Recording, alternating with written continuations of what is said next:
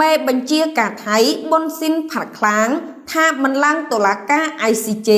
ហើយអះអាងថាជាដីដែលខ្លួននៅយូរណាស់មកហើយបើចង់យកត្រូវតែប្រយុទ្ធគ្នានេះបើតាមសារព័ត៌មានថៃវីដេអូប្រមាណ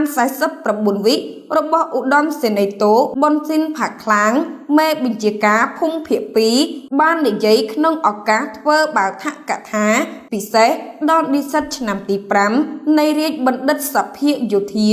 ដោយអះអាងថាប្រាសាទទាំង3នឹងមិនឡើងទៅតុលាការយុត្តិធម៌អន្តរជាតិ ICJ ឡើយព្រោះទៅតុលាការយុត្តិធម៌អន្តរជាតិត្រូវតែមានការយល់ព្រមពីភាគីទាំងពីរតុលាការយុត្តិធម៌អន្តរជាតិនឹងទទួលយកវាសម្រាប់ពិចារណាប៉ុន្តែប្រសិនបើភាគីម្ខាងទៀតមិនទទួលយកតុលាការយុត្តិធម៌អន្តរជាតិនោះនឹងមិនត្រូវបានគេពិចារណាឡើយរដ្ឋាភិបាលថៃនឹងប្រើវិធីនេះដូច្នេះកុំបារម្ភនៅតុលាការយុត្តិធម៌អន្តរជាតិខ្ញុំបានប្រាប់រដ្ឋាភិបាលថា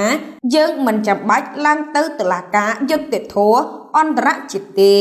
វាមិនពាក់ព័ន្ធទេ